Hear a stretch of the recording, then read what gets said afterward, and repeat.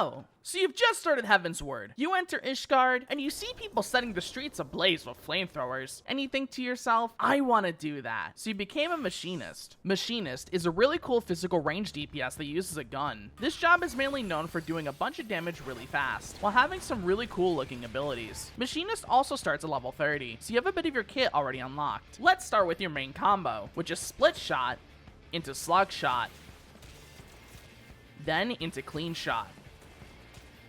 Spread Shot is your cone AoE weapon skill. Each one of your main combo weapon skills will give you 5 heat towards your heat gauge, while Scattergun, the upgrade to Spread Shot, will give you 10 heat. Once you get 50 heat, you can use Hypercharge, which will increase the potencies of your single target weapon skills by 20 for 10 seconds. However, at level 35, you can use Heat Blast while in Hypercharge. You get 5 stacks of Overheated, and once you use up all 5 stacks with Heat Blast, Hypercharge will end. Heat Blast has a shorter cooldown timer compared to your other weapon skills, so make sure to use all 5 stacks before Hypercharge ends. At level 52, while in Hypercharge, you'll be able to spend the overheated stacks on Auto Crossbow, which is a cone AoE weapon skill. At level 66, you'll learn Barrel Stabilizer, which will give you a buff that will allow you to use Hypercharge without any heat cost. At level 100, when you use Barrel Stabilizer, it'll change to Full Metal Field, which is a really strong AoE weapon skill that is also a guaranteed critical direct hit. Something important I want to mention about Hypercharge is that it pairs super well with 2 other abilities: Gauss Round, which is a single target attack, and your level 50 ability Ricochet, which is an AoE attack. You have 2 charges of each and get a 3rd stack at level 74. These moves also have a 30-second cooldown. However, each time you use Heat Blast, it'll reduce the cooldown of both moves by 15 seconds. Auto Crossbow does not reduce the cooldown timers. Since both Gauss Round and Ricochet are abilities, you can weave them during each Heat Blast. You should make sure to alternate between them, so each Heat Blast can get the other one off cooldown in time. Make sure to use Gauss Round and Ricochet outside of Hypercharge as well, and to have at least one of them with 1 charge ready before going into Hypercharge,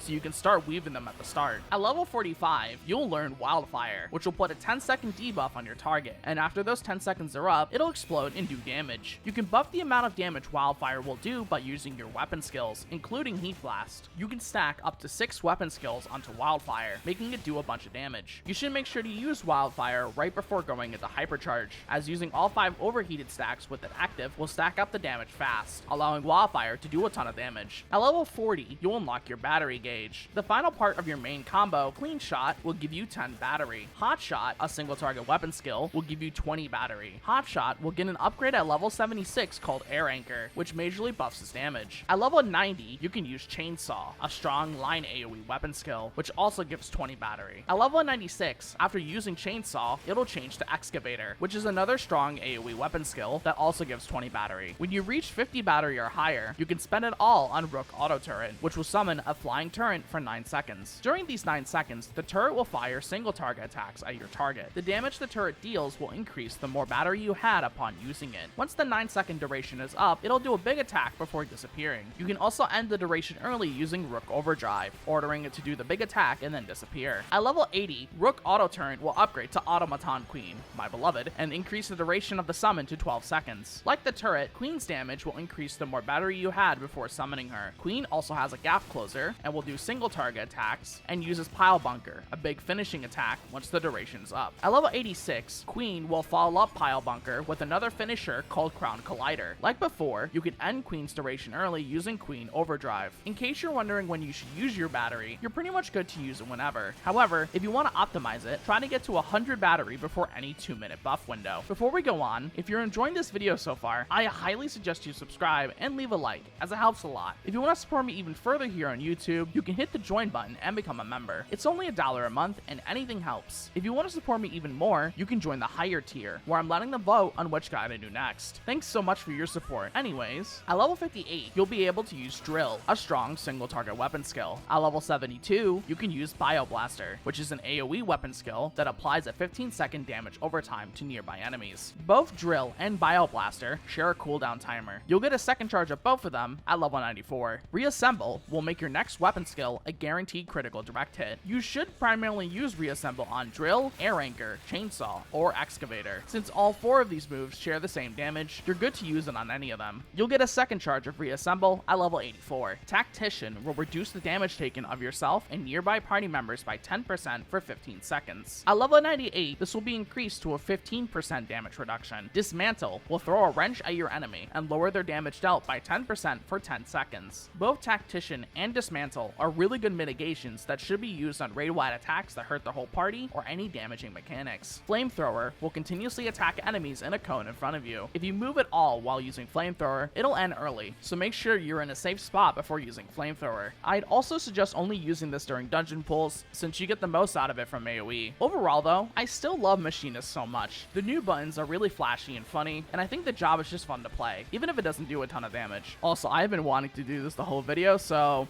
What the fuck is a kilometer? But yeah, that basically sums up Machinist, so bye!